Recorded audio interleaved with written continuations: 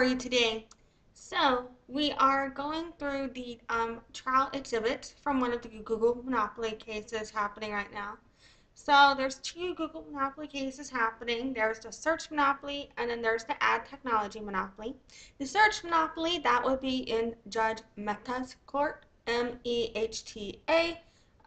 And that fucking was the initial complaint was filed in 2020, I believe. And yeah, we're looking at the trial exhibits, which were mostly posted 2023. And so fucking I think they're all posted 2023 actually. But anyway, so fucking and then we're also looking at maybe I should like work on using cursor to like fill out what fuck it. So then we're also looking at fucking shit. There I go again. There she goes. Next, we'll be looking at the ad tech monopoly in Judge Brinkema's court, Brinkema. Um, and so, yeah, fucking that one. I think the initial complaint was filed. I think it was 2023, if I'm not wrong, maybe. But yeah, so that's coming up. But right now, we're focused on the search monopoly in Meta's court, Mehta. We've been going through the trial exhibit, so we're going to keep going through them. So I'm going to roll my intro, and then we're going to recap what we went through the last live stream on the trial exhibit, and then we're going to keep doing this bitch. So, yeah. Alrighty, here we fucking go. Hi, my name is Alexis, also known as Lexi or Deaf Child. I was born deaf, hard of hearing. I began doing business as Deaf Child 2013, marketing 2011, sales 2009. I've earned 50 plus certifications in marketing and sales. My Bachelor of Science from Loyola University, New Orleans, with a music industry studies major and a business administration minor. Deafness runs in my family genetically. Speech is not fully accessible to me. Anyway, I'm here to bitch about whatever the fuck is on my mind. So here we go. Visit my site at noladeafchild.com. So first up, we're gonna be looking at the trial exhibits. Well, not first up. This whole fucking thing. I don't really know. I'm so used to saying first up because I'm used to talking about multiple things, I guess. Well, I guess we'll be looking at multiple trial exhibits. First up, I'm gonna recap what we looked at last time. Here we go. Yeah. Fucking shit. Damn. I am just like my parents.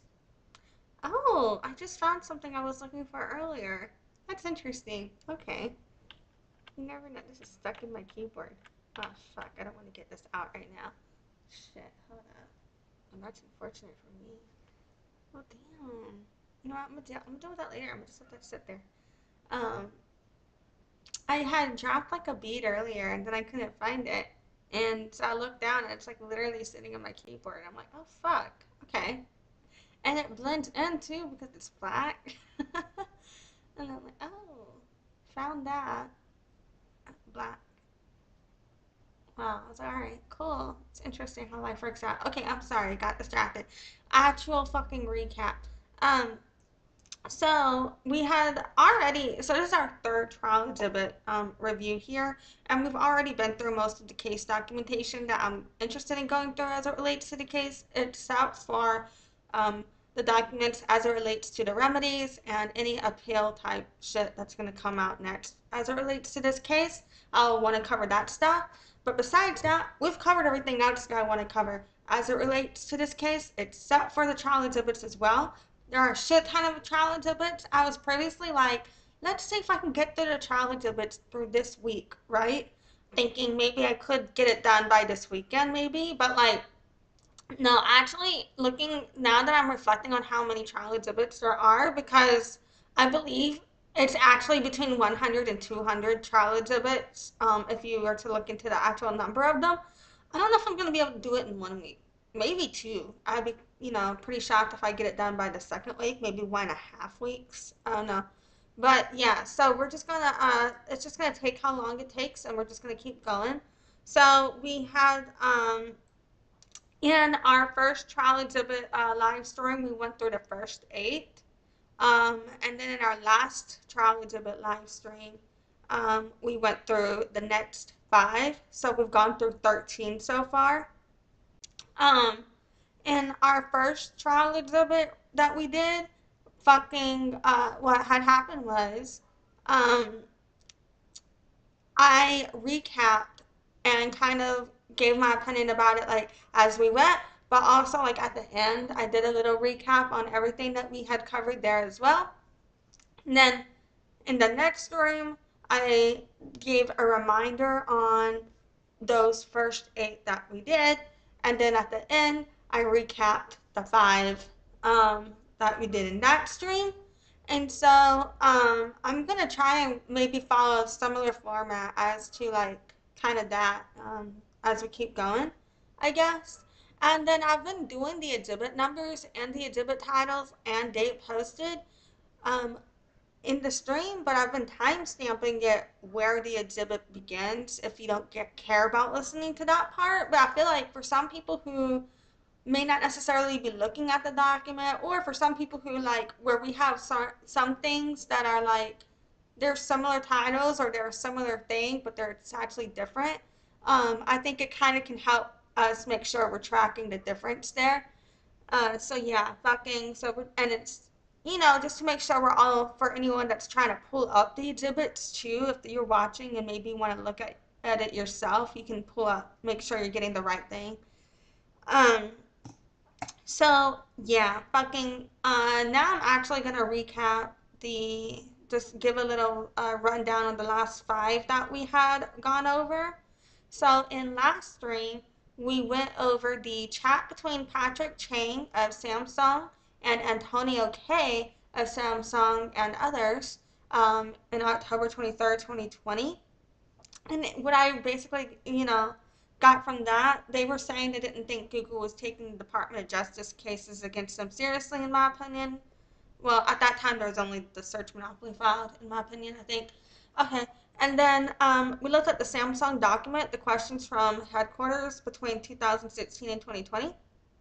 I don't understand enough about the technology side to fully process what all of this means. So I'm sure other people may have looked at this and like have had actual thoughts about it that were correct and been like, bitch, no, it's this. You know what I mean? But overall, what I take from it is just kind of like I feel like it establishes a timeline of the development of the technology in relation to what was happening with the Google contracts, as well as how the Google contracts was impacting the evolution of technology, in my opinion. I think you can kind of, look at it from there. We checked out two demonstrative exhibits, and to be honest, so the first one, the demonstrative exhibit, Welcome to the New Being, like in regards to AI, I guess you're like, and then I think they're coming at it from a perspective of like how there could be better competition and people could have access to more tools and things because of the way that their AI search function seemed to be kind of cooler than what you kind of standardly get on Google type thing. So fucking, I guess they're going in some direction of how like with competition maybe, we could have cooler, better shit, is what they meant with a demonstrative exhibit, but honestly, I have no fucking clue. I'm just like making assumptions, because these are just trial exhibits here, and we don't have the context of it. But besides the publicly made available documents, you know what I mean, that I've been trying to process. And then they also had a similar thing labeled demonstrative exhibit, but instead it was like a stat counter on U.S. general search engine shares between September 22nd through September 2023. And if I remember correctly, I know it for sure had Google, Yahoo, DuckDuckGo. I think it had Yandex and some other shit. But yeah, so it was giving like, um, I believe like projections of market share. Um, and then the last thing we checked out was the Professor Antonio Rangel. I don't think I'm saying that right. Is it Rangel? Rangel? Shit. I am so sorry. Presentation. And that presentation, the whole focus there, and I forgot his particular title, so I apologize for that. But he does some shit with economics, and his whole presentation was about the power of defaults. And so why, like people often don't change defaults, and kind of explaining it went into both theory and technicalities of the implementation of that, in my opinion, um, throughout that presentation.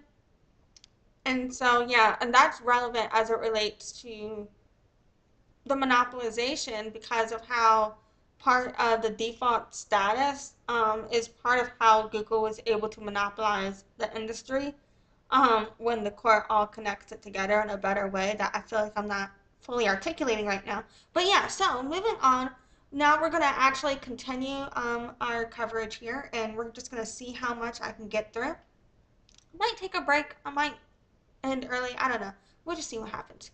So first up, we've got trial exhibit number UPXD102, and it is titled Professor Michael Whinston Presentation, Market Definition, and Monopoly Power. I'm actually really interested in this one because I feel like I would love to understand, like I understand my own connotations of this shit, but I'm really interested in understanding it from their perspective. You know what I'm saying? Okay, but yeah. So and then I don't know if I read this, but the dates here are between October 5th and 6th, 2023, and it seems to have been uploaded October 6th, 2023. So, um, right here, this is a presentation on the direct testimony of Professor Michael D. Winston in the United States and Others versus Google.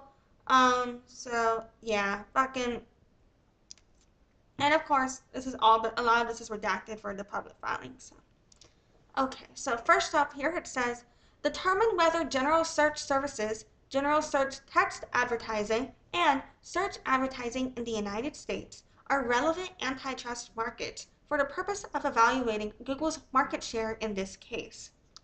Assess whether in recent years Google has possessed market power in those markets, and, if so, assess the extent of Google's market power. And then it provides, oh, so this was the assignment. Okay, my bad, I didn't see this here. So this was the assignment, was to determine whether these search services were relevant antitrust markets for evaluating Google's market power in this case, okay? And the assignment was also to assess whether in recent years Google has possessed market power in those markets, and if so, assess the extent of Google's market power. Okay, processing. You know what? This is actually great because I was like, I don't feel like I'm explaining this right, but this does.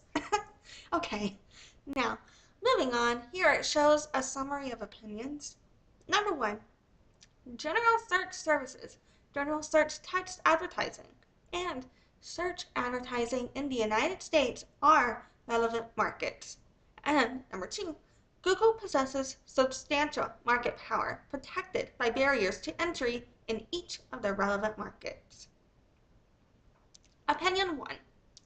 General search services, general search text advertising, and search advertising in the United States are relevant markets. So, relevant market as it relates to general search services. Trial testimony shows that general search services is a relevant market. Question. And users, when they put something in the URL bar of Safari, they have an expectation that it's going to go to a general search engine. Answer, yes. And this is from John Gianandrea, Senior Vice President of Machine Learning and AI Strategy of Apple. Question, and who does DuckDuckGo consider to be its search engine competitors? Answer, really, most of our users switch from Google. So, like far and away, we consider Google just our competitor. Other search engines that compete with us are Bing, Yahoo, Ecosia, and Brave, are probably the main ones in the United States. Question. Does DuckDuckGo consider vertical search engines such as Amazon to be competitors that users are likely to switch to or from? Answer. No, not really. And this is Gabriel Weinberg, CEO and founder as it relates to DuckDuckGo. And the Amazon thing, I think they put that in there in my opinion because I believe Google's lawyers were trying to argue basically that because people like Amazon exist, they are not a monopoly. And so um, I think that's why that is relevant as to if they are a monopoly. You know what I'm saying? If they're not a substitute. But yeah, okay. And then, and that's, I'm not an attorney, so I may not have been interpreting this all correctly, but that's just like my projection of reality. Okay, so question. During your time in device marketing, has Verizon ever set a vertical search provider as a default search engine on a device? Answer. I am not aware of that happening. And this is Brian Higgins, Chief Customer Experience Officer of Verizon. Okay. So I haven't processed and remembered every single company involved in this thing, but I'm really shocked that Verizon didn't do that. Did Verizon not do that? Okay. But you know what? That also makes sense though because well no actually no because they're under I want to say I was thinking maybe that makes sense if they're like involved with other companies or whatever in selling other products that Google doesn't have these contracts with. But then I'm like, actually, doesn't everything they sell have these contracts with Google? Or am I like wrong for thinking that? I don't know. I don't know. I'm just speculating. So, moving on. Next up here it says, question. And thinking about the market today, who are Bing's search competitors? Answer. Candidly, when we talk about competition, it's one company, it's Google. And this is from John Tenter, Corporate Vice President of Business Development of Microsoft. And then next up, we've got under a concept of general search engines provide the ability to one-stop shop. It says single location for all queries, avoids the time and energy needed to recall or identify the right specialized site, provides results with depth and breadth unmatched by any single specialized site, caters to habit formation, convenient search bars on browsers and devices. And there's a quote here. It says, Google should be like a Swiss Army knife. Clean, simple, the tool you want to take everywhere. And it's from Marissa Mayer, or is that Meyer or Mayer? I don't know. Former product manager of Google. And then it says 2002 down there, so I don't know if that's when the quote is from. The next step, and it's still under the concept of general search engines provide the ability to one-stop shop. This is from Hal Varian, the chief the chief economist of Google. And the question says, Google answers non-commercial queries because it hopes at some point the user will also type in a commercial query and Google can make money off of it. Answer, something of that sort, yes. Question, well, exactly, right? Answer, yeah, okay.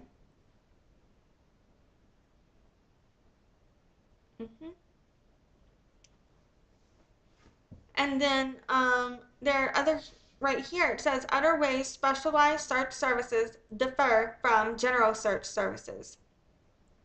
So I think that distinguishment is relevant if like that argument was happening as I understood it earlier. Like I was saying, they're making that distinction clear of how like Google is different and a monopoly. So it says searches often must be done in predefined ways, drop-down menus, etc. Results pages on specialized search engines are often very different from results pages on general search engines for the same query. Many specialized search services limit results to information on the site, not the entire web.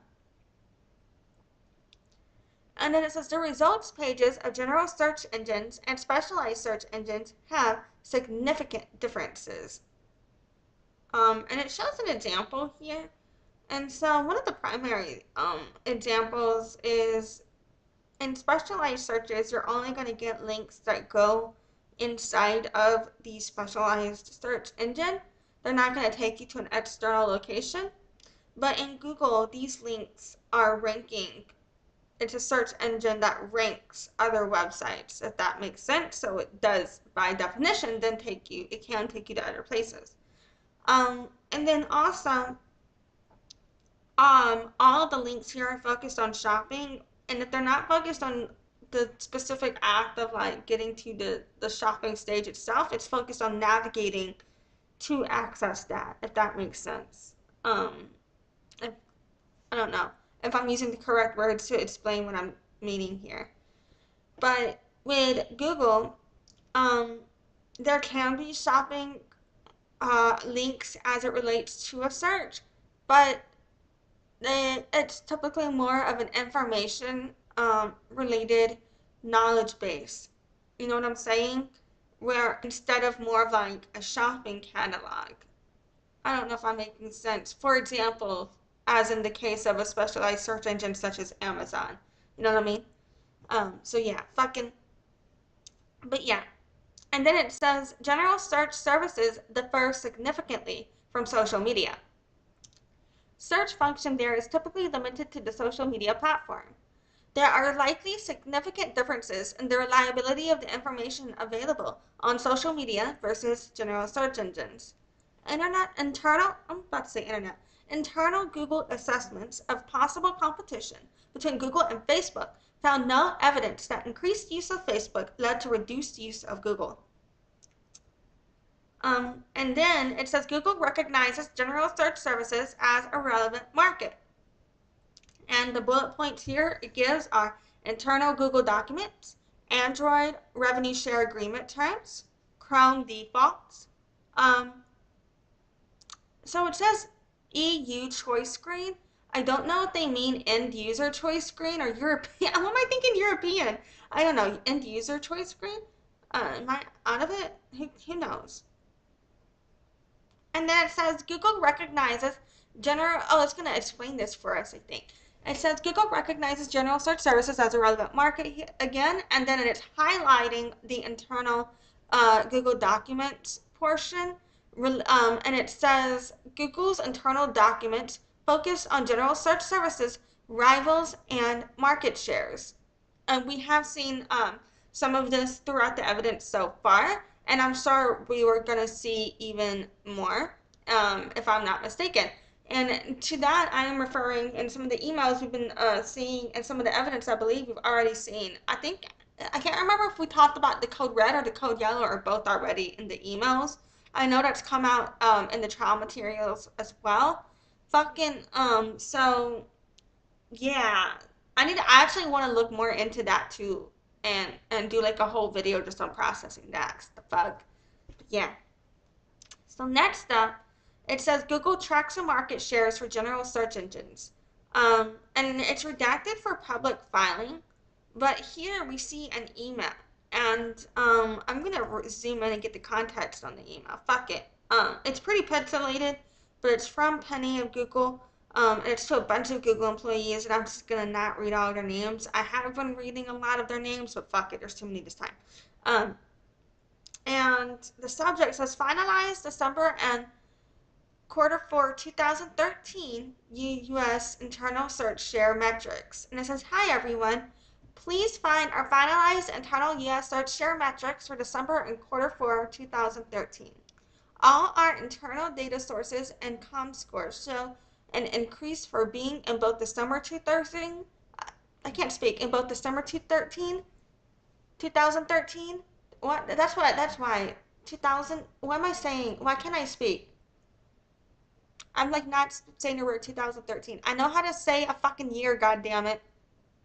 I know how to read and how to say numbers. I'm just not processing. Okay. I'm going to take it from the top.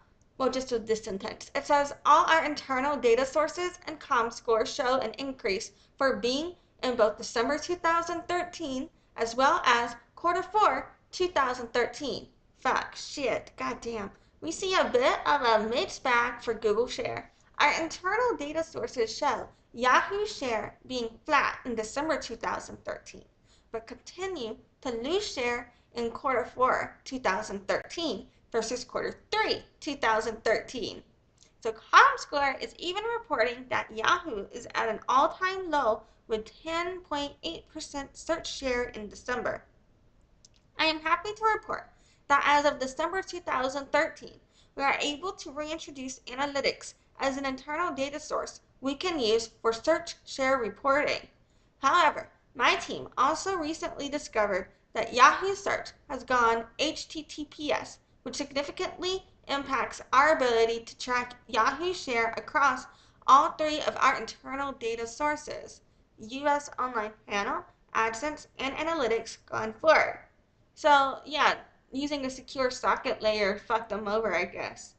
My team is actively working to see what workarounds we have, but please note that search share reporting may be impacted in the short term. Adding mobile tracking to our US online panel should begin in the next few weeks, and I hope we will have some preliminary numbers to share with you by the end of quarter. Thanks very much to, I can't read these names. That sucks. Is it Remo? Remo Stormy? Who knows? And Makoto Uchida for continuing to provide this data. Please let us know if you have any questions. Penny. So I'm already bad at reading names, but this is also pixelated, and I'm low vision, so I'm like, yep, So, and it's got a highlighted portion here. And so let's read this highlighted portion. It shows December 2013 US search share metrics from November 2013. And it says US online panel search session share. I can't speak. Search session share. Home only desktops, including Mac OS. And that's Google at 76.3%. Bing was at 13.3%. Yahoo's at 6.7%. So Bing had 0.3 of a point increase. And Bing, no, did I say Bing? That was Google. Google had 0.3 of a point increase. Bing had 0.2 of a point increase, but Yahoo didn't change. Um, fucking, and it says prior to a $10,000, what am I saying? $10,000. Prior to a 10,000 expansion sample size, observed less than a you know what? I'm not good at reading all of this. I'm just gonna go into the percentages. Fuck it. I'm sorry, guys. All right. AdSense US click share, Google 78.6%, Bing 11.9%, Yahoo 7.1%. Because it's like I'm still fucking processing this shit. I'm not good at reading it. Okay, you know what? No, now I want to go back. It says prior to 10,000 expansion sample size, observed negative 0.4 percent point for AOL and negative 0.1% point for Ask. Okay. And then that was like an asterisk in relation to the US online panel search session share. I don't know enough about this industry to process what the fuck they mean by that, but okie dokie. Um, in relation to like how that's relevant with the market. I don't know. You know what I'm saying? Okay. Fucking okay. Then so I was talking about the click share. I think I read that shit. But the analytics it also talks about the US click share. It says new in December. Google 80.6%, Bing 10.6%, Yahoo 6.6%. And it says for comparison, ComScore US explicit search share.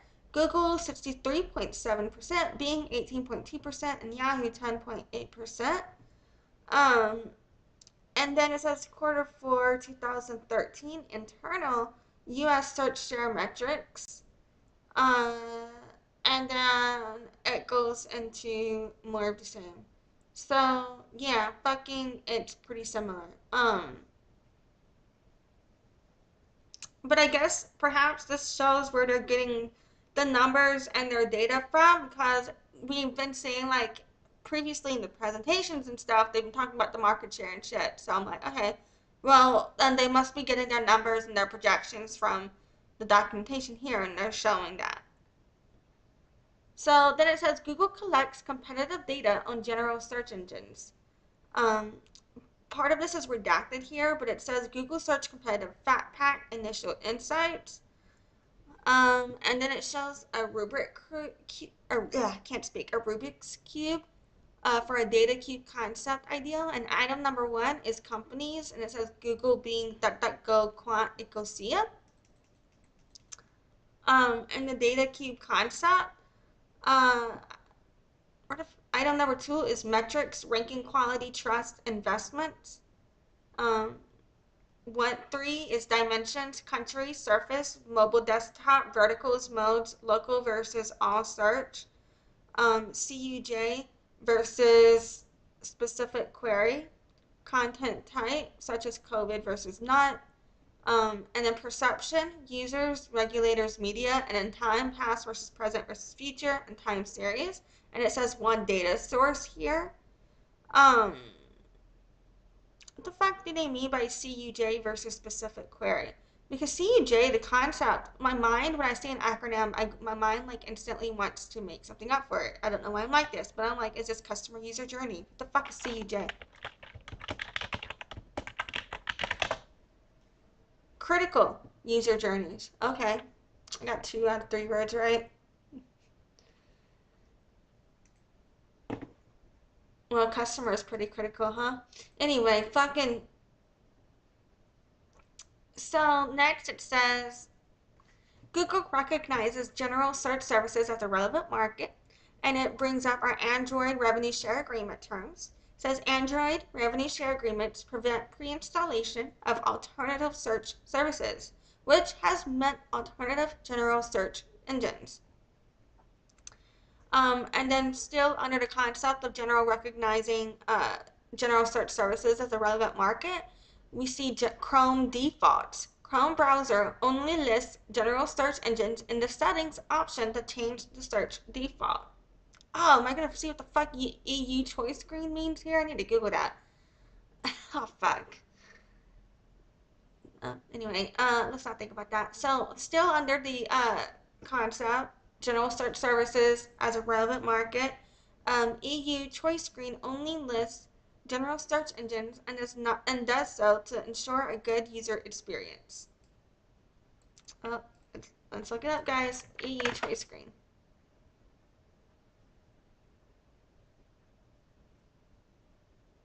By EU, do they just mean Europe? I think they just fucking mean Europe. Maybe, okay, I'm gonna assume they mean Europe. Europe choice screen. I have some busted ass speakers, but I need to replace them. But instead of doing that, I'll just be fucking twisting the fucking wire. Fucking okay. Anyway, so so as it relates to only general search services are eligible for the European choice screen. We have a quote here from Google about the choice screen, I believe. And it says eligibility criteria for participating in the choice screen. To ensure a good user experience, search providers that wish to participate in the choice screen must satisfy the following requirements.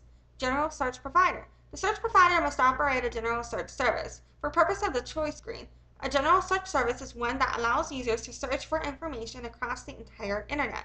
Specialized or vertical search providers, those that only index content from a particular subject, are not eligible to participate in the choice screen. Search providers that are owned by or affiliated with the same company are eligible to appear on the choice screen only once. Search providers that syndicate search results from another provider are eligible to participate. So yeah.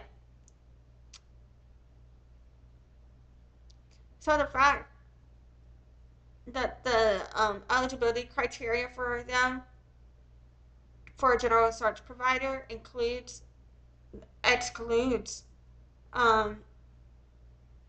specialized search providers also, in my opinion, can help to make the court's case where even Google can admit there's a difference between Google and specialized search engines, so they can't argue that because specialized search engines exist, they're not a monopoly, when I've already argued that there's a different category right there. So I see what happened here. So yeah. And then it says Google's chief economist recognizes general search services as a relevant market. And this is partly redacted, but what they want us to take away here is a quote from Hal Varian, chief economist of Google, I believe, from 2021. It says, WRT, the value of our product, specifically search. If Google were to disappear, people would just switch to Bing. If all search engines were to disappear, we look like Borges Universal Library, but with no card catalog.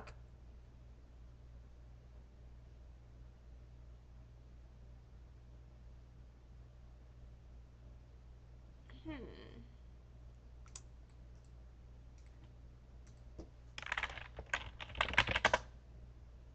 With respect to, okay, I don't know what the fuck WRT meant.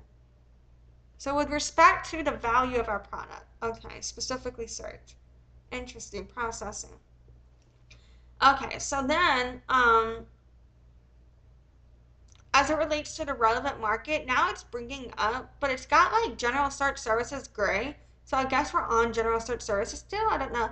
But then it says general search text advertising and search advertising. Or are we moving on? It looks like we're moving on to search text advertising here. I'm out of it. Okay, let's keep going. It says general search text ads are differentiated from other search ads. And it shows the difference between general search text ads and other types of search ads. So basically, the difference between a regular organic listing and an ad, as well as product listing ads and other types of search ads like maps or travel booking. And then it says search ads are differentiated from other digital ads, and it shows the difference between a general search text ad, a product listing ad, and other search ads, between the difference between that and a social display ad on a random website versus on Instagram or Facebook as well. And it says factors affecting the substitutability of ad products, their role in consumers' purchase journeys, the characteristics of their audiences and the degree to which they overlap, the degree to which ads can be effectively targeted, the form and level of their pricing, the size of their audiences, advertisers' awareness of the product's effectiveness and prices, advertisers' participation on their ad purchasing platforms. And then now, in relation to relevant market, general search text advertising is in red here. I thought we were already on that. And it says search, maybe that should have been above. Oh no, maybe I'm wrong. Okay, so it says search ads are differentiated from other digital ads. I swear to God, this is just repeating the other slide between the difference between search ads and display social ads. We just went over this. And then it says search ads are differentiated from display ads in important ways. Display ads do not have an express signal of a consumer's intent at a given moment. Display ads are typically used to build awareness or improve brand image rather than conversion. Advertisers pay much higher prices for text ads than for display ads, consistent with the differentiation. And then under the concept of advertisers pay much higher prices for text ads than for display ads, consistent with the differentiation, I believe they will be showing a graph relating to average price per thousand ad impressions or cost per thousand impressions for general search text ads and display ads 2020, but it's redacted here. But it seems to would have shown between display ads and search text ads.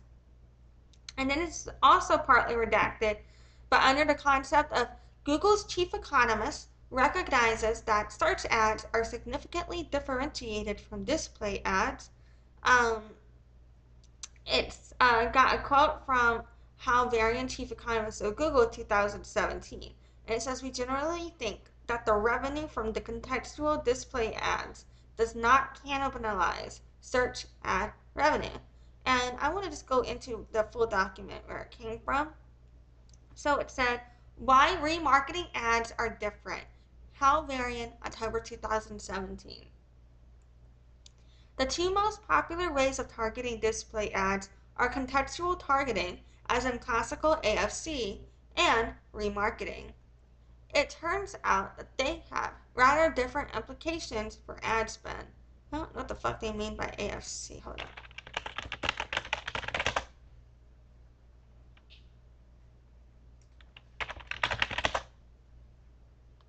Oh, AdSense for content. Okay.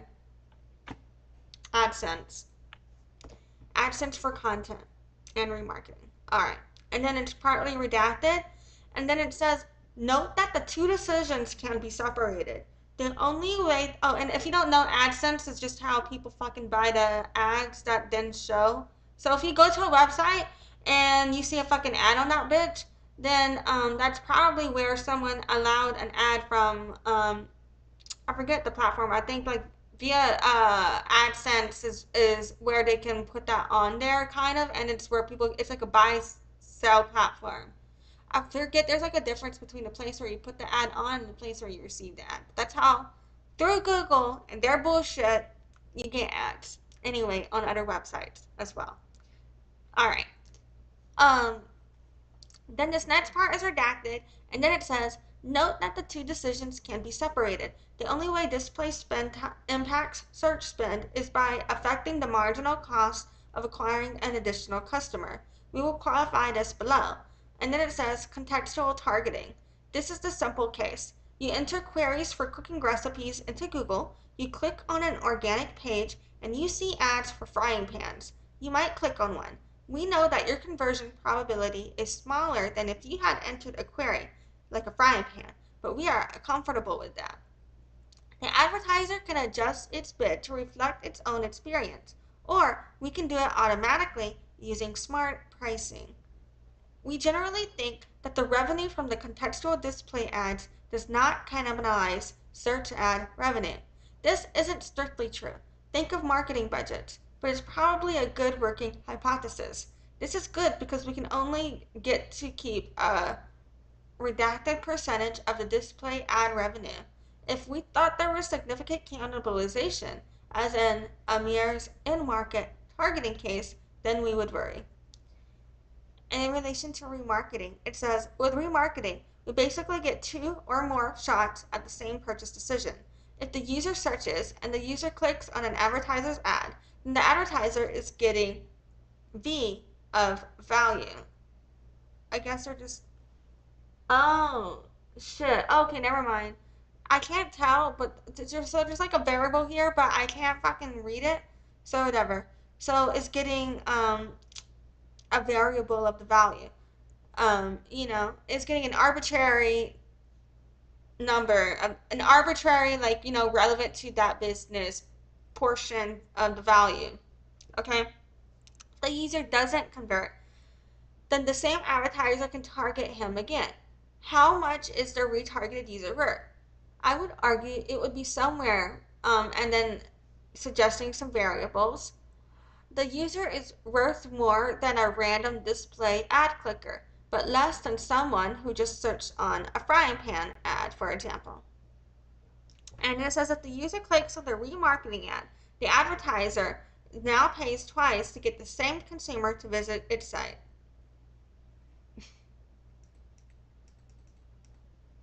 So yeah. And then it says intent captured by retargeting ads is not as strong as intent captured by search ads. And it quotes Hal Varian, chief economist of Google, and it says, and what matters much more than having a long and detailed history is having a solid indication of what the user is doing now, because recency is everything. So reminder, ads are a form of intent. It's not as strong as the intent when you are searching something, but it says, well, you're probably interested in this product because you visited a website and examined that product. This is from 2020, and it's relation to competition in digital advertising markets. So I also just feel the need, of course, to remind you guys, if you're near Pasadena, Texas, thinking about getting a tattoo, check out Ink by Cass Tattoo.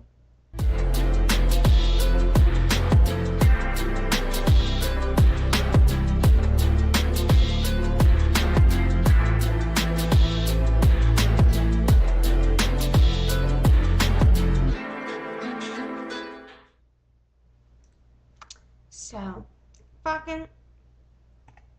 then, next up, we have Google explains to advertisers how search ads differ from display ads.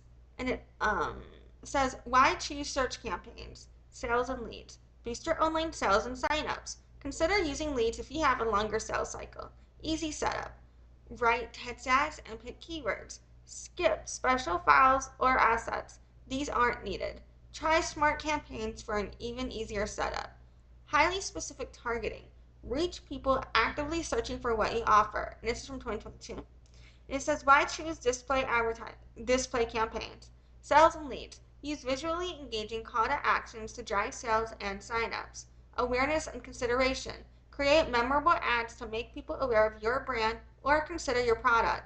Reach. Target people beyond search results while they're browsing websites and apps.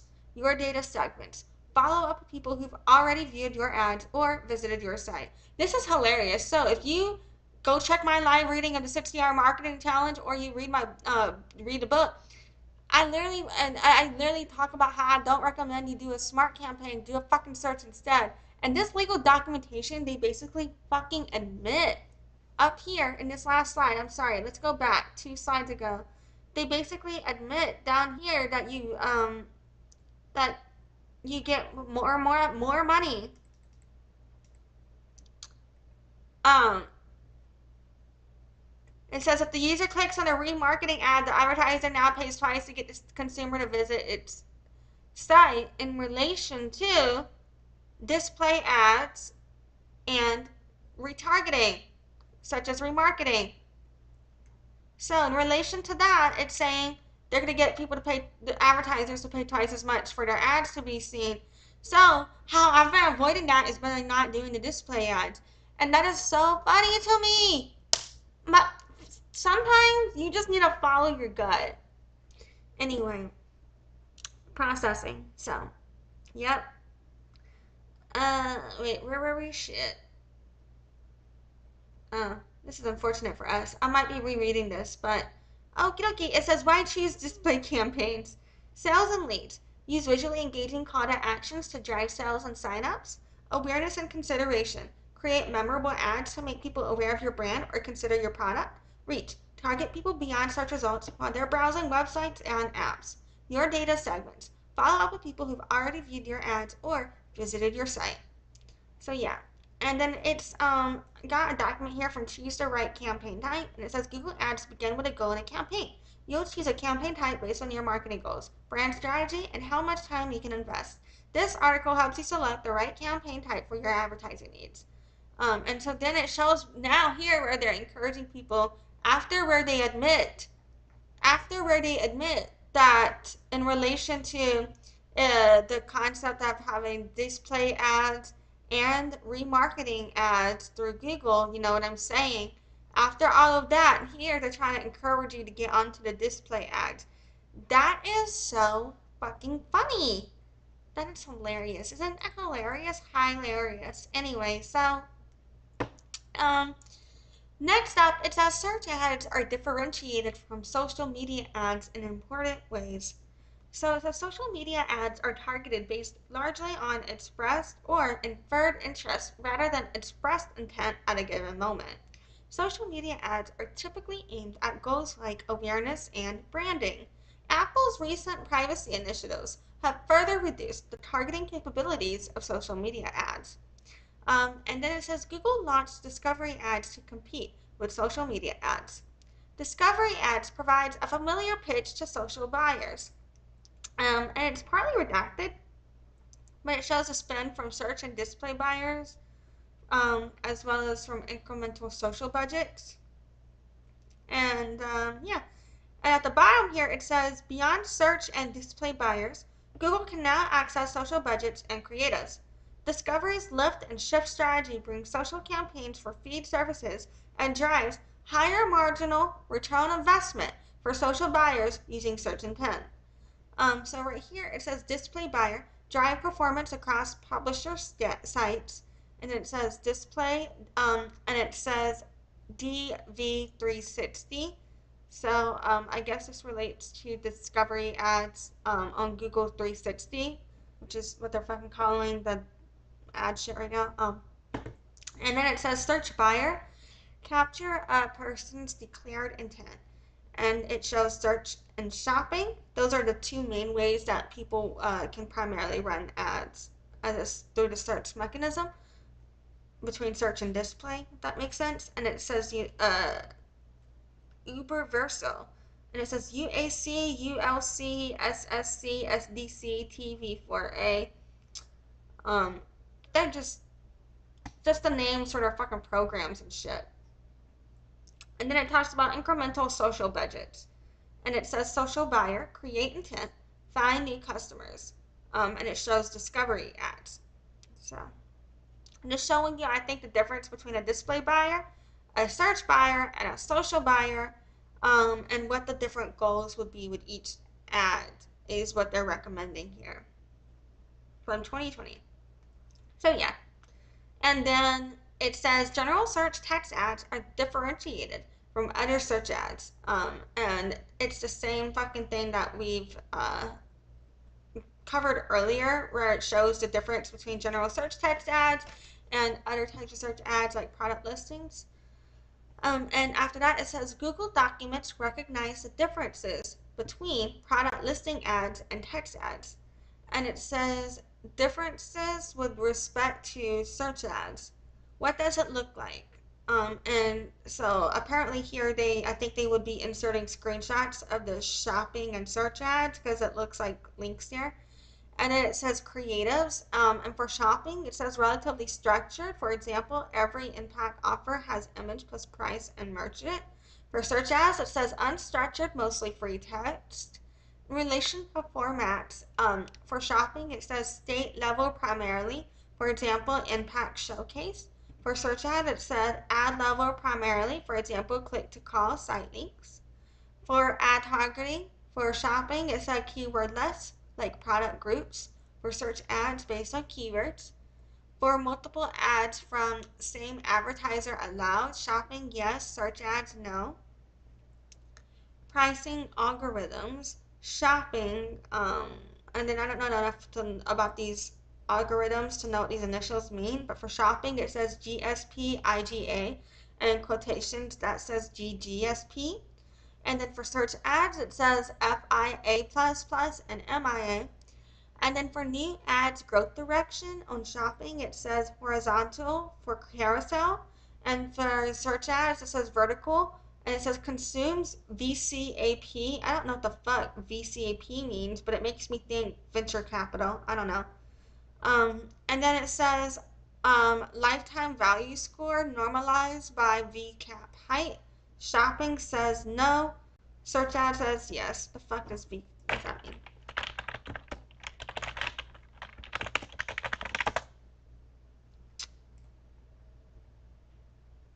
Well, this is unhelpful. So, yeah, who knows? I don't know. So anyway, after that, it says Google has considered and rejected integrating product product listing ads and text ad options. So a quote from a letter that is so tiny, and I don't know. That is too blurry for me to feel like I can properly read this. Should I try it? Fuck.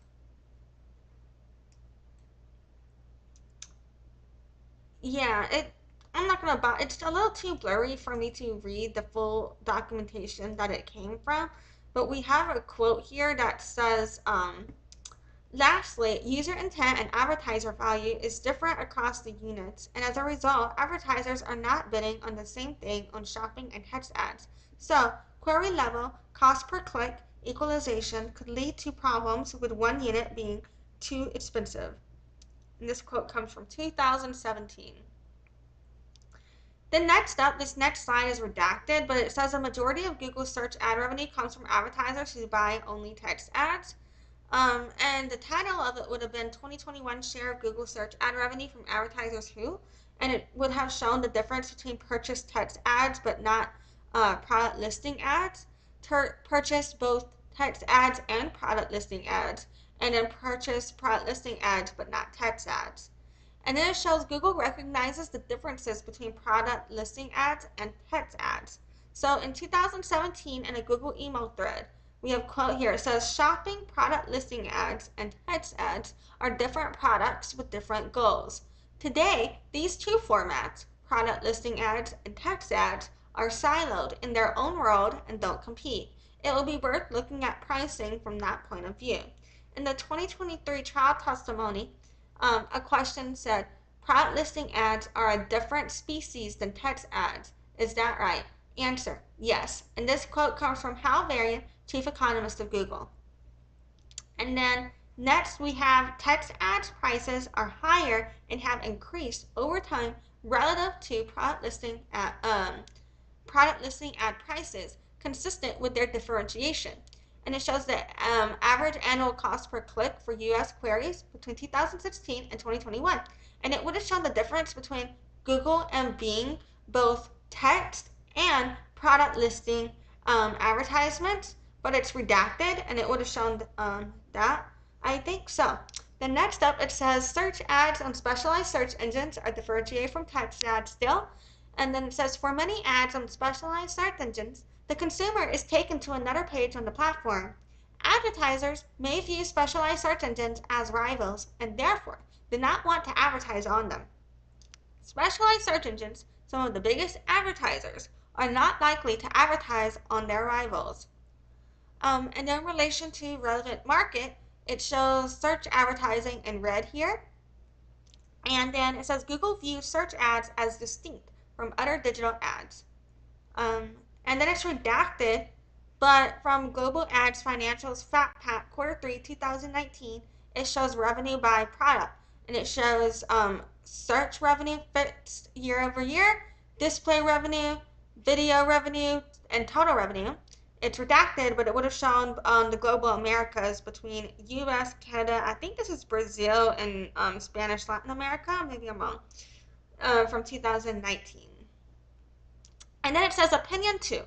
Google possesses substantial market power protected by barriers to entry in each of the relevant markets. Their relation to monopoly power, it highlights in red general search services. And it says economic evidence that Google has monopoly power in general search services. Google's market shares, high barriers to entry and expansion.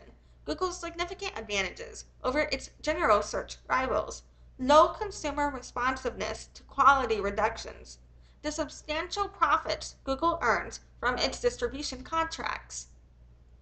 And then we have Google's market shares highlighted in red here in relation to economic evidence that Google has monopoly power in general search services. And it says Google has close to 90% of the U.S. general search services market. And it shows the general search services market share estimates 2020. Google is at 89.2%. Bing is at 5.5%. DuckDuckGo is 2.1%. Yahoo is 2.2%. And the other is 0.9%, less than 1. And it says Google has a dominant and increasing share since at least 2019. And it shows a stat counter general search engine shares 2009 to 2020. Yeah. And it's literally just has as a graph between 2019 and 2021. Basically those numbers we just discussed, essentially. And then it says on mobile phones, Google's share is even higher. And it says stat counter general search engine shares on mobile phones 2020. Google's at 94.9%. Bing's at 1.3%. DuckDuckGo's 1.5%. Yahoo's 2.1%. And other 0.2%. And then in relation to economic evidence that Google has monopoly power in general search services, now we are at high barriers to entry and expansion being highlighted. And it says the general search services market has significant barriers to entry, such as large fixed and sunk capital costs, Google's strong brand recognition and loyalty, scale, Google's ownership of Chrome web browser, Google's control of search access points defaults through its exclusionary contracts. And it says entering general search services is expensive. And then it's redacted, but it shows the annual cost to Google for search services, as well as the additional annual cost to Google for search advertising. And then it says in 2020, Bing earned only redacted in search advertising revenue. So I guess they are just showing how much more Google makes than Bing here. And then it says the general search services market has significant barriers to entry. And it says, it's repeating this, I think. but fuck it. So large fixed and sunk capital costs, Google's strong brand recognition and loyalty, scale, Google's ownership of Chrome web browser, and Google's control of search access point defaults through exclusionary contracts. So Google's significant advantages over its general search rivals is now highlighted in relation to economic evidence that Google has monopoly power in general search services. And it says Google has significant advantages over its general search rivals. Search services quality advantages. Between 2015 and 2021, the difference in the United States between Google's and Bing's IS scores ranged from, and that is redacted. And it says brand image and reputation advantages, as well as monetization advantages, especially in mobile. And then it shows Google's RPM, revenue per 1,000 impressions, advantage over Microsoft is driven by its much higher revenue per 1,000 impressions on mobile phones. And it shows search revenue per 1,000 queries, revenue per 1,000 impressions, PCs and mobile phones. And it shows the difference between Google and Bing, but that is redacted. And in relation to economic evidence that Google has monopoly power in Google general search services, it is now highlighting low consumer responsiveness to quality reductions. So it shows Google's experiments show low consumer responsiveness to quality. And it says connect search quality improvements to growth. In other words, redacted of search revenue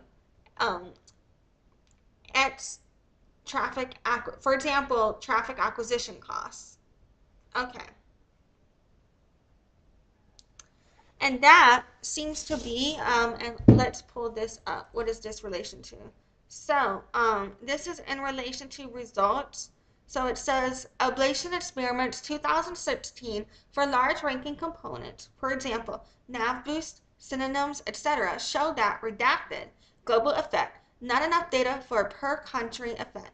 Ablation experiment in 2020 through 2021 showed roughly consistent result.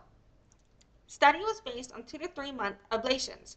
External analysis suggests that usage loss continues but at a declining rate for redacted. Suggest to convert redacted increase, which translates to redacted search DAU query revenue lift under the assumption that query slash DAU and revenue divided by DAU stays constant. In other words, redacted search revenue at traffic acquisition costs. For example, traffic acquisition costs. Okay. So DAU, I believe, stands for daily active users. So search daily active users, query revenue list under the assumption that queries divided by daily active users and revenue divided by daily active users stays constant. So this means, I believe it means daily active users. So yeah, it does. Okay. Then, back to economic evidence that Google has monopoly power in general search services, we now have the substantial profits Google earns from its distribution contracts highlighted. And it shows monopoly power here. And so I believe we're moving on from general search services into general search text advertising and search advertising. And it shows economic evidence that Google has monopoly power in the relevant ad markets. Google's high market shares, barriers to entry, Google's significant advantages over its search ad rivals, and low advertiser responsiveness allowed Google to raise its text ads prices significantly. And it says Google's U.S. market share in general search text ads was 88% in 2020. And now we're seeing the general search text advertising market share in the United States. And we're seeing Google, Bing, as well as others. And so, yeah, between 2016 and 2021. And these are like, basically very similar, pretty much the same numbers as we've been discussing before. Yeah. Google's between 80 and 90%. Bing is like at 5%, if any. And the rest make up the rest of the percentage. You know what I'm saying? So yeah. And then next it shows Google's United States market share in search ads was 74% in 2020. And it shows the shares of search ads revenue in the United States, Google being an other. So yeah. And then Google's been between around 60 to 70%. Um, and everything, and then Bing seems to be between 5 and 10%, and the others seems to be making the rest there. So now we're back to economic evidence that Google has monopoly power in the relevant ad markets. So we're seeing Google high market shares, barriers to entry, Google's significant advantages over its search ad rivals, and low advertiser responsiveness allowed Google to raise its text ad prices significantly. And so then this is saying Google's text ad prices rose over redacted from 2013 to 2021. And it's showing Google search ads price index between PCs and mobile phones. But this is redacted. And so next up we have Google has launched price increases of 5% on search ads, and it resulted in an increase in revenue to Google. And this is a quote here from Jerry Diskler, VP and General Manager of Ads of Google. So we have a question. And when Google launched price increases of 5% on search ads, it resulted in an increase in revenue to Google, correct? And the answer is typically it would result in an increase in revenue. And then it says Google adjusted the rules of the auction to raise text ad prices. And so, yeah, it says we need a way to extract value more directly. We need pricing mechanisms with pricing knobs. And so that is the quote here they're drawing attention to. And this is in the Ads Quality Biweekly of July 2018. And it says when vanilla pricing may not be sufficient, and it says second pricing works great most of the time. There are failure scenarios, weak or lack of auction pressure, when no competition is present, or when competition is of inferior quality. Reserve pricing. Reserve prices are generally lower than their second price counterparts. We need a way to extract value more directly. We need pricing mechanisms with pricing knobs. And then it says Google aimed to set prices. Agenda. How do we want to raise prices? Is it okay to raise prices? How would we roll it out? And then it's partly redacted here as to what it's bringing our attention to. But yeah, so this seems to be an agenda of something, or a slide, I don't know, or some type of notes from some type of presentation perhaps. I don't really know what it's from, but it says agenda. Do we want to raise prices? Is it okay to raise prices? How would we roll that out? And this is how far we want to go. Redacted, 2 points. 1. Advertiser paying less than value. Hard to define. 2. People in top 1 operating at a discount relative to other positions. It's redacted. It says, are we in agreement that making the curves for 2 seems non-controversial? Then it's redacted. It says, not completely safe to get the same curve because some bids can be bogus. Then it's redacted. It says, but 2 facts from that graph. It shows second price is broken. Typically, for example, if you're bidding much higher than competition, if nav singleton, if you're better at exploiting queries that weren't found by your competitor, then it's redacted. It says under full competition, though that applies, yes. Okay. So yeah. So here they're arguing that they aim to set prices through this agenda. So next up, Google expected to make billions from project, I don't know how to pronounce this. Is it Mamiji? It says A, Mamiji opportunity. Likely billions in format pricing plus squashing. 10% revenue per 1,000 impressions from format pricing. About 5% revenue per 1,000 impressions from squashing. Work well together. For example, about 15% total. More opportunity on mobile than desktop, and it's from 2016. Okay, so this concludes our trial exhibit for the presentation here on the direct testimony of Professor Michael D. Whinston. And yeah, fucking the main points that we get from there are related to market definition and monopoly power. And here we can see where we are defining the relevant market that they can argue that Google is monopolizing as it relates to the search market. You know what I'm saying? And they're also arguing that it's done through the monopolization power of having the high market share and those agreements. You know what I mean? So yeah. Okay.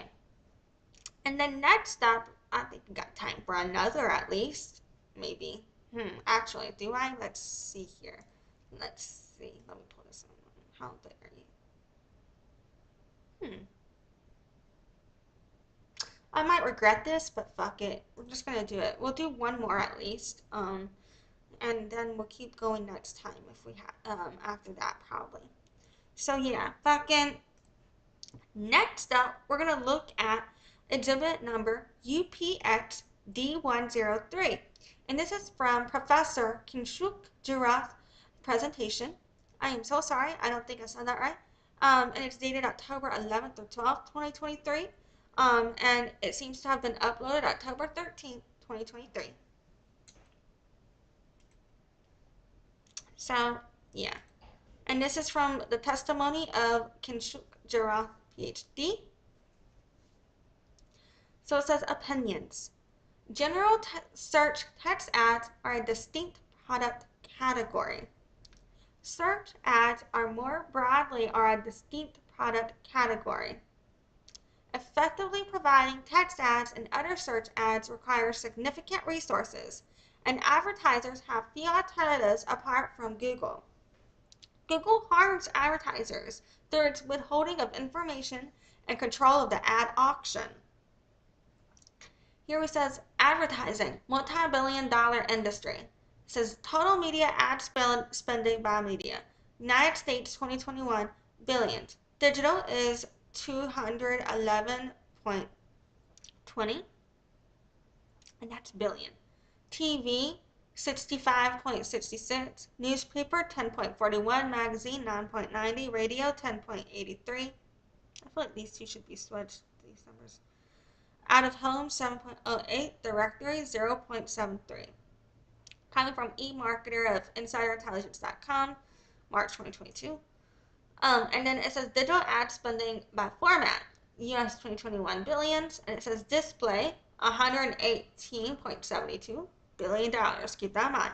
Search, 86.43, lead generation, 2.84, classifieds and directory, 2.38, email, 0.54. Source is eMarketer, March 2022, and this eMarketer, InsiderIntelligence.com. Next up, we got an overview of advertising channels. Text ads and other search ads. So here it's explaining a bit of the difference between text ads and other search ads, and it says text ads shown in response to real-time query, shown on general search engine results pages, appear similar to organic results, primarily text. And it says other search ads, shopping ads, shown in response to real-time query, shown on general search engine results pages, specialized search engine result page, app stores, etc. Include shopping ads, travel ads, etc. And then it shows the organic listings. And it says overview of advertising channels, other search ads, and it shows Amazon, Expedia as examples. And then it says the consumer purchase funnel is a conceptual model. So first it gives us stages, and second it shows successive narrowing. Yes, like a funnel. And then it's showing we're moving from top of funnel to middle of funnel to the bottom of funnel, from awareness through interest, through desire, through action. And linked in the description of this video, I've got more videos on this concept as well. So yeah, and then it talks about characteristics advertisers consider when building ad campaigns. So first it talks about targeting, inferred intent from signals. And inferences can be limited in accuracy. So this is expected audience composition, for example, demographics, behavioral profiles based on online behavior, and context. as well as declared intent in real time, such as queries. 2. Funnel goals for which ad channel is most suited and effective. And here's where we talk about how to move people from awareness, from the top of funnel to the middle of funnel to the bottom of funnel, from awareness to interest, desire, and action. And it discusses how advertisers attach a unique value to text ads and other search ads. And it says that it shows the ad channel, the targeting, and the funnel goal for which the ad channel is most suited and effective.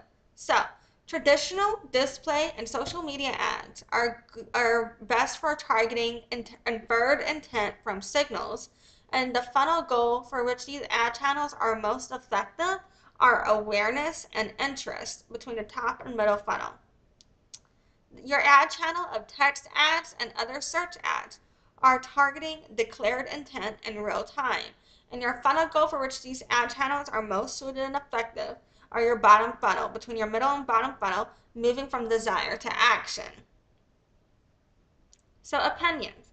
Back to number 1. General search text ads are a distinct product category. It says a hallmark feature of text ads, keywords and match types. And then it shows a Google example of lawn mowing service residential. And it says advertisers select keywords and match types for their text ads. Consumer enters query. Google decides which text ads enter the auction and which ads are shown on the search engine results page. So it gives examples between exact match, phrase match, and broad match. The exact match has the same meaning as your keyword. For example, grass cut services would be the same meaning as lawn mowing service. Phrase match includes the meaning of your keyword. For example, landscaping service to cut grass would still get you found for lawn mowing service. Broad match relates to your keyword. So, for example, lawn aeration prices would get you found for lawn mowing services residential in this example. So, and this next slide says options with text ads versus constraints on other search ads. And it shows the difference between text and other search ads. And it says for text ads, you advertise virtually anything, select keywords and match types, submit ad copy and components, and have one or more focal points for the ad. For other search ads, you advertise only products, select product category, submit live inventory and pricing feeds, show only one product at a time, adhere to rigid content and informational restrictions.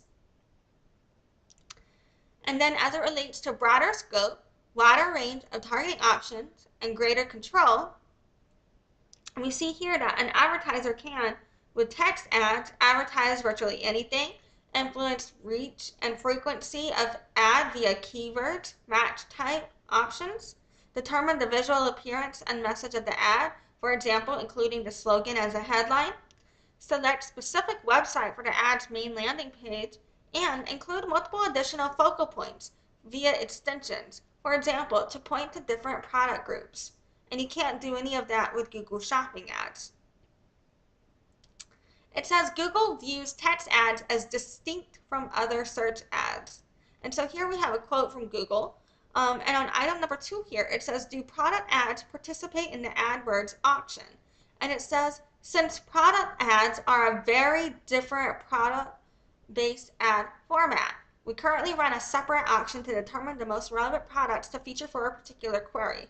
We did not displace any standard AdWords text ads from the first page of the search results, but simply show them addition to product ads, as we believe that both supplement each other and provide useful information to the user.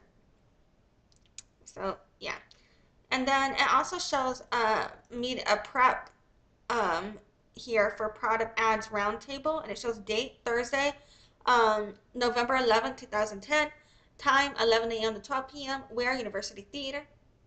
Summary, we're organizing a small roundtable with advertisers and reporters for the launch of product ads. The goal is to host an intimate and conversational discussion that emphasizes the success of our advertisers who have been beta testing this new ad format. We're also publishing the product ads blog post draft on the morning of that day.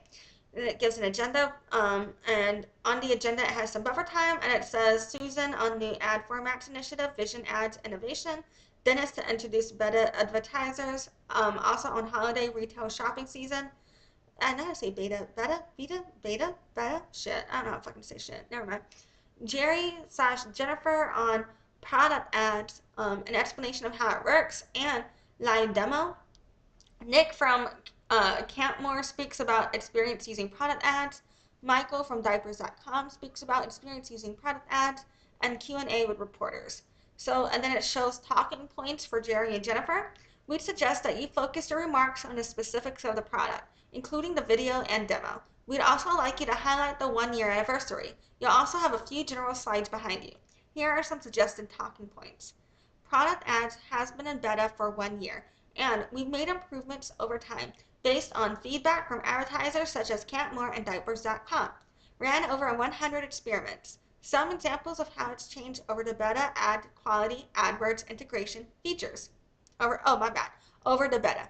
Ad quality, AdWords integration features. I need to slow down. It says available to all US advertisers. Short video and then the live demo. And it says Jilu to send sample queries. I don't think I said that right, sorry. Then it shows how Google views text ads as distinct from other search ads. I'm not really sure why they're needing to make this distinguishment, but I'm assuming it's for one of their legal arguments.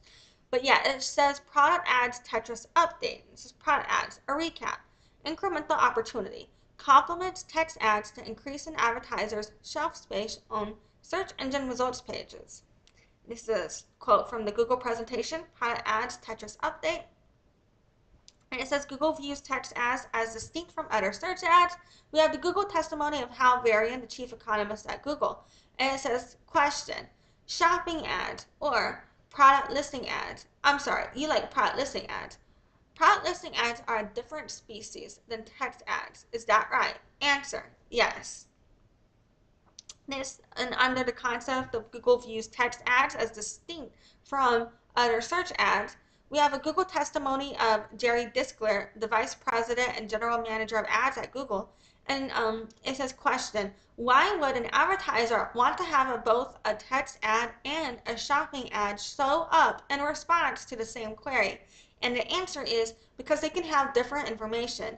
And so, shopping ads only refer to a specific product, but you can also, in text ads, have more flexibility to drive people to a category page or to a store.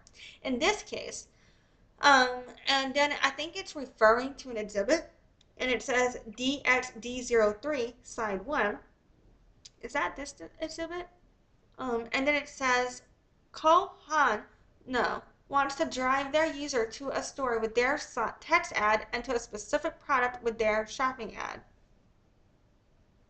Okay. And then it says industry views text ads as distinct from other search ads. And it shows a quote from a Facebook document on Google Search and Automotive Summary.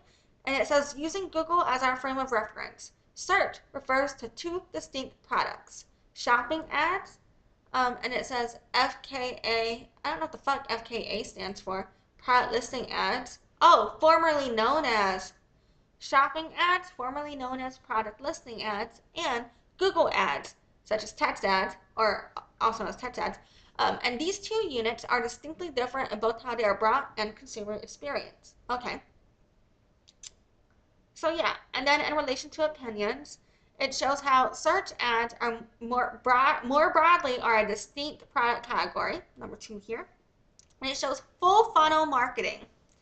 Search ads and other ad channels achieve different and complementary growth. So, between the awareness and the interest stage, this is between the top and middle funnel here, we're showing how we're going to generate demand, raise awareness of, build the interest in product. So, this is display ads, including social media. And so then, between somewhere along the lines of after you get some interest, and between interest between desire and action, you're harvesting your demand, so from the middle to the bottom of the funnel, and you're going to increase your desire for, capture declared interest in product. um and so yeah, these are text ads and other search ads. So the search ads versus your retargeted display ads. So a user can find a search engine result page and then they end up at a store, or a user can go to a site, and then they leave and then they get an ad for it and then end up back on the site. So these are what they mean. So the difference between a search ad and a retargeting ad. So characteristics. A search ad you're targeting based on real-time declared intent, but with a retargeting displayed ad, you're going to be targeting based on potentially stale inferred intent. Because by the time they see it again, they might not be interested, or they may not even been interested to begin with, just randomly click. So with our characteristic here, we have an ability to target. So with search ads, any consumers who types a relevant query. For retargeted display ads, this is only consumers who already visited the advertiser's website. And our characteristic here, our ad reflects, for our search ads, what consumer is actually searching for, and for retargeted display ads, the potentially different products or services than those previously viewed.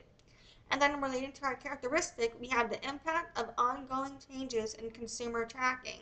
And so this relates for search ads uniquely unaffected, and retargeting display ads are expected to become substantially less effective in terms of our ability to track. And we've seen this in updates over time.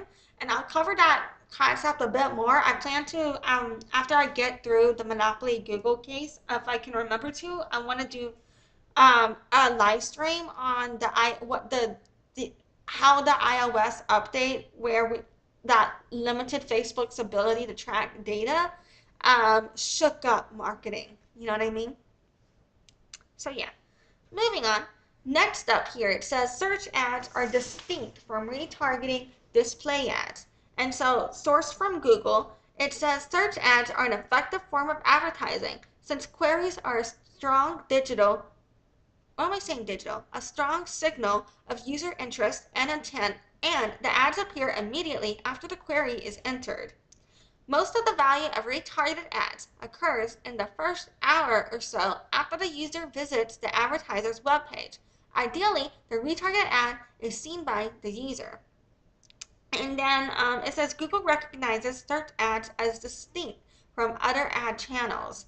It says one way to think about the difference between search and display brand advertising is to say that search ads help satisfy demand, while brand advertising helps to create demand.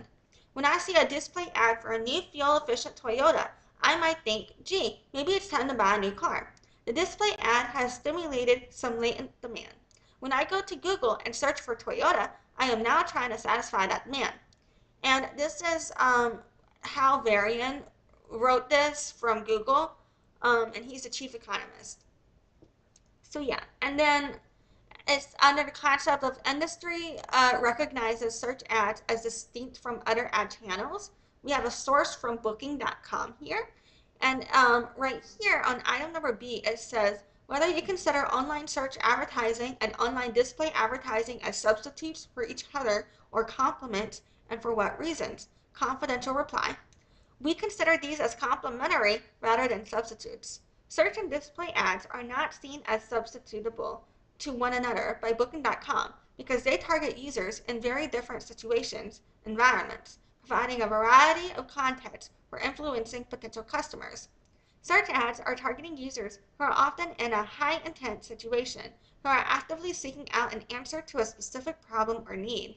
Display ads are targeting users or audiences who are, more often than not, doing something very different to the adverts they are being shown. Therefore, a lower intent environment and exhibit lower engagement. As a result of the different context, the user engagement and resulting performance is very different between search and display advertising. Further underlining why they are not substitutable. Both ad formats have their place in a balanced advertising portfolio as they help to influence potential customers throughout their decision-making journey and at various touchpoints. And it shows the industry recognizes search ads as distinct from other ad channels. And it shows testimony of Joshua Lowcock, Global Chief Media Officer, Universal McCann, part of Interpublic Group. And it says display advertising is primarily to drive awareness, what we would call brand advertising. Search advertising is lower funnel, primarily intended to capture interest. I would not consider them substitutable. I would go so far as search would be mandatory in any advertising campaign. And then it brings up the realities of the return on investment and the return on ad spend. And this source is from a Google document, so you want to work on the option.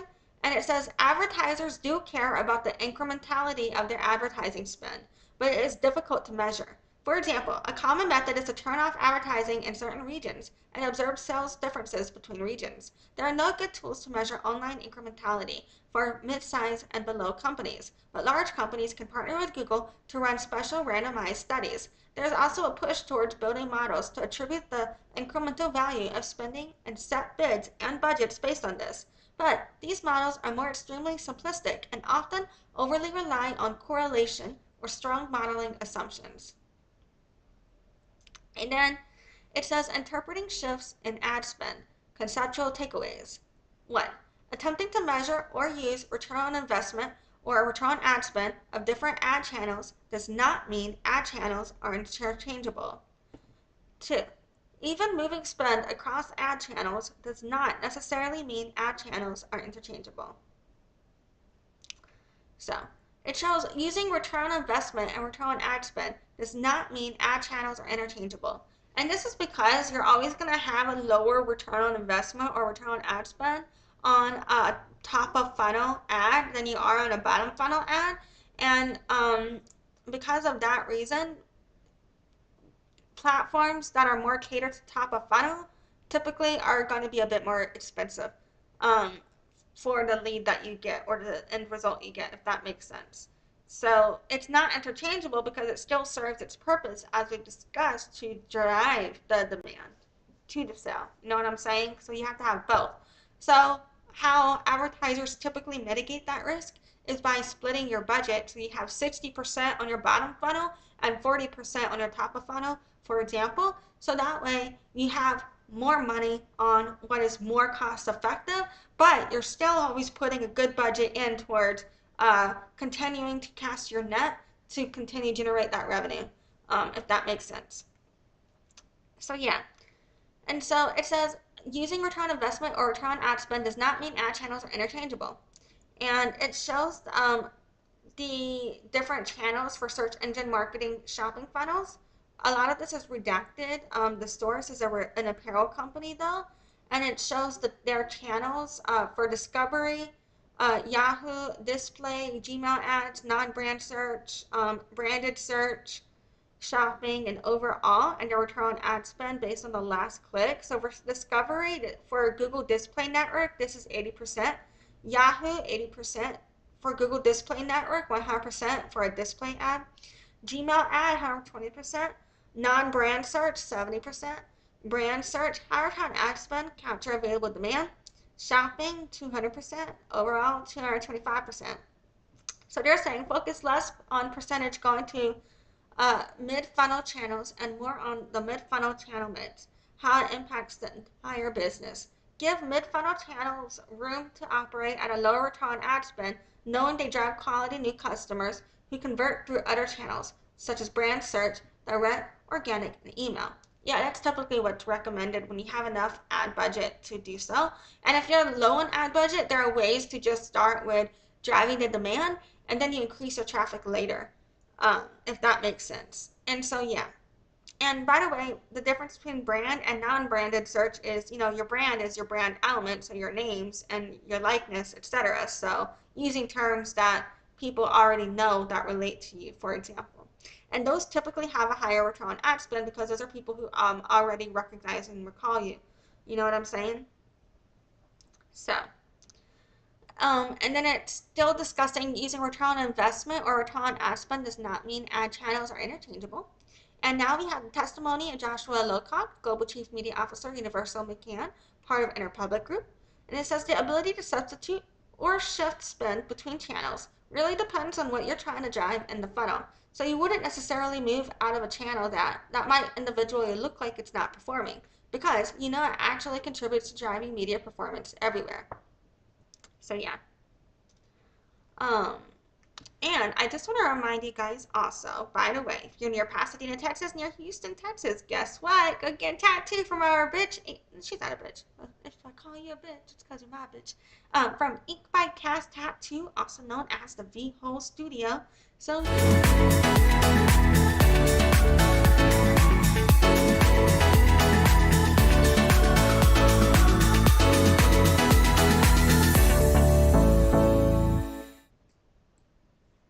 So back to opinions here.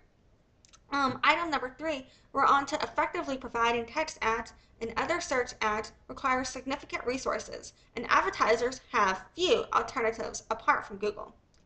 So, in relation to advertisers' perceived limited alternatives to Google, it says we perceive there are a variety of platforms where we need to be present at this. This is where a lot of people are spending their time on. Google has by far the richest audiences and has the vast lion's share of search and video, YouTube. And we deem it therefore essential to be present on Google Search and YouTube when running any type of campaigns. If we would not be able to advertise on these platforms, we would lack a redacted alternative to reach the same number of users. This would likely lead to a redacted reduction in bookings and consequently a redacted in turnover of our company. And this is from booking.com, from a booking.com document. And so then it talks about how advertisers perceive limited alternatives to Google. And so in a redacted document from Apple, it says, do we need to spend redacted on Google? And it says Google's dominance allows them to retain 90% plus market share in AMR, EMEA, and RPAC. And to be honest, I don't even know what the fuck those acronyms mean. Okie dokie. And then back to the testimony of Joshua Lowcock, Global Chief Media Officer, am I saying that right? Universal McCann, part of Interpublic Group, in regards to how advertisers perceive limited alternatives to Google. We're seeing here, it says the primary purpose of advertising is to reach audiences and to reach people at scale. And scale means large audience sizes. And the more scale a search engine has, the more important it is to buy advertising on that platform. And then it says the purpose of the graph in UPH 450, page 17, is to indicate why we always buy Google search ads. Based on market share, there's a limit to the amount of keywords we could buy on Bing. And there's a graph here, and it shows the market share for search engines in the United States. It isn't even close, and it shows the search engine market share in the United States from November 2018 to November 2019. Google is at 88.43%, Bing's at 6.21%, Yahoo is at 3.67%, DuckDuckGo's at 1.29%, EchoSea is at 0.13%, and Yandex is at 0.07%. Back to our opinions. Now we're on item number 4, discussing Google harms advertisers through its withholding of information and control of the ad auction. And in relation to how Google harms advertisers through its withholding of information and control of the ad auction, we can see two examples here. One, Google restricts what advertisers can know about their own ad spend through search query reports. And 2, Google controls the rules and influences the outcomes of its text ad and search ad auctions, which are a black box to advertisers. And by black box, I wonder if they're just referring to how in an airplane a black box records everything that the airplane does, and so when an airplane crashes they would go look for the black box to figure out why it happened. Am I making sense? You know what I mean? And then it gives significance. It says each example impedes advertisers' ability to assess their ad spend and manage their costs.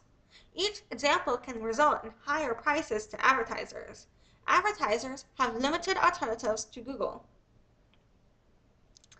And in relation to how Google restricts what advertisers can know about their own ad spend, they have some quotes here from Google Ads Help.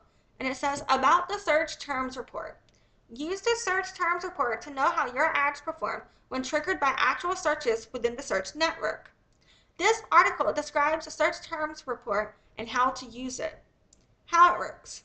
The search terms report is a list of search terms that a significant number of people have used and that resulted in your ad being shown. Depending on your keyword matching options, the search terms listed might be different from your keywords list. And then it says Google recognizes impact of its restrictions on advertisers. So part of this is redacted, but it says good customer relations. Data lost from SQR will be substantial if one-click calls is removed. It says customer relations. Some LCS advertisers may be resistant to this change, especially during COVID. Plus, because of other changes that can reduce control and transparency. In relation to industry perspective, impact of Google's restrictions. So it's a subject, Google limiting SQR.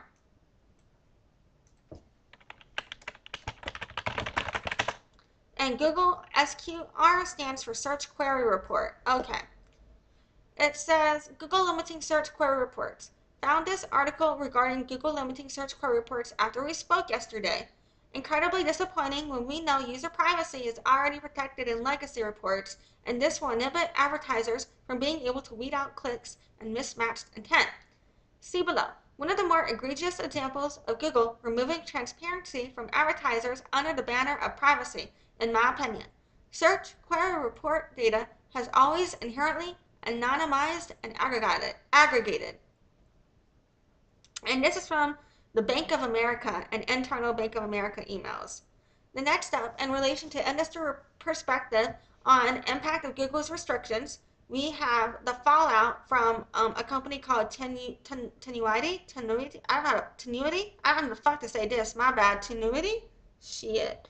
And it says the fallout from Google September search terms update.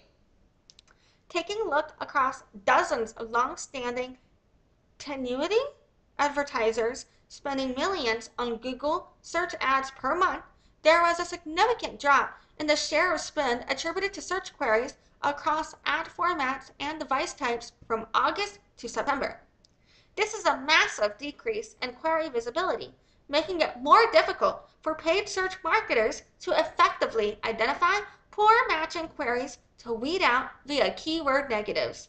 It also makes it more difficult to identify new query variations, driving traffic which might be performing well and should be launched as new keywords. And then it talks about industry perspective still on the impact of Google's restrictions, but this whole next slide is redacted. And then it says comparing Dr. Judah's demonstrative to Google's match type. And it says keyword match types. Joanne's Pro Shop keyword, tennis shoes. And it says before, user queries would be tennis shoes. After, it shows tennis shoes, tennis sneakers, shoes for tennis, and then a misspelling of tennis shoes in relation to match types. And then it goes into the difference between exact match, phrase match, and broad match again, but we did that earlier, so I'm not going to repeat it. And then generalized section price auction. So it says, it shows a difference between 4 ads and the bids. So ad A, bid at 90 cents, ad B, $1.20, ad C, 80 cents, ad D, 60 cents. Reserve price is 25 cents. And it shows organic results compared to ads. Shows post 1, ad B, for example, post 2, ad A, post 3, ad C, post 4, ad D, for example. I don't really know what the context of this slide is, though, in relation to the auction. Oh, the posts that get ranked. Okay, then they're showing how, so because ad B cost $1.20, it was posted first because they paid more. And then ad 2, but the actual price paid for ended up being 91 cents, based on everything. to bid it. Okay. So post true. So it just then posts it in the order of the prices. Okay. So that's what they're showing a visual of. I'm not processing. And then it says Google's ad rank and quality score metrics are a black box. And then it says ad rank, long-term value to Google on ad basis. Google does not tell advertisers how ad rank is actually calculated, the actual ad rank for any of their ads. Quality score, 1 through 10 on keyword basis. Aggregation of already aggregated components, not actually used in any individual auction. And then I think it's saying paid click-through rate, ad relevance, landing page quality. And it says below average, average, above average. Course, based only on exact matched queries and aggregated over extended period. And it says Google influences the outcome of its black box auctions. And it says pricing knobs. And it's talking about, I believe it's relating to the revenue of the Google shopping ads and of the Google ads here. But I don't know what the RGSP stands for. Let's see.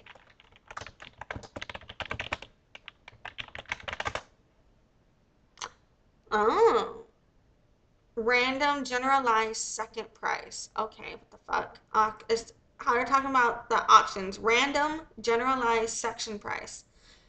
Google artificially inflates ad rank of runner-up. For example, winner's ad rank is 32. Runner-up's ad rank was originally 20. Google inflates runner-up's rank to be above 20. And then it says winning ad may lose. Depending on differences in ad ranks of the winner and runner-up, Google may switch their ad positions. For example, runner-up ad in the first position and winning ad in the second position. And the winning ad's price increases. When winning ad is not swapped, inflated ad rank of runner-up ad results in higher price of winning ad. The winning ad's price is not based on the runner-up's ad actual bid or ad rank and is now set at an amount needed to equal inflated ad rank. Okay. Then it shows the cumulative effects of Google's control, but it's all redacted. And then next it says effects of Google's black box auctions and reporting restrictions. And it says Google restricts what advertisers can know about their own ad spend. For example, removing data previously provided in search query reports relating to thicker auctions or higher ad process and prices and unwanted ad spend. And it says Google controls the rules and influences the outcomes of its black box auctions. For example, how ad rank is calculated and the pricing knob of random generalized secondary pricing. Yeah. And this relates to higher ad prices as well. So yeah, and that concludes our trial exhibits for today. Today we only covered 2 of them. So that second one there was more focused on how Google maintains the monopoly through the way that the search ads are able to how they influence the pricing of the search ads and how they raise prices um, in order to have people pay more in order to keep it all going. You know what I'm saying? In my opinion, is basically what I get from that. So yeah, so there's 2 presentations that we went over today. The first one was from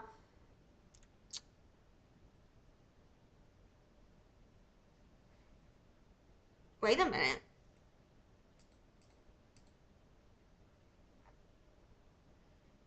Oh, okay, no. I got confused. All right. I apologize. So we looked at the Professor Michael Whinston presentation on market definition and monopoly power. And in that presentation, we were able to better understand some of the ways in which we're able to define the specific market in which we are arguing that Google is monopolizing within the search engine field.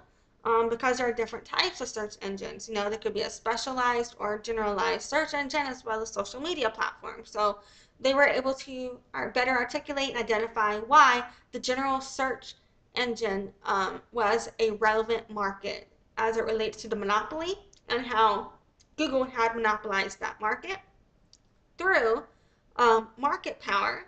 And it was discussing the extremely high market share And that means percentage of uh, users of the market that Google has over other competitors, potentially. You know what I'm saying?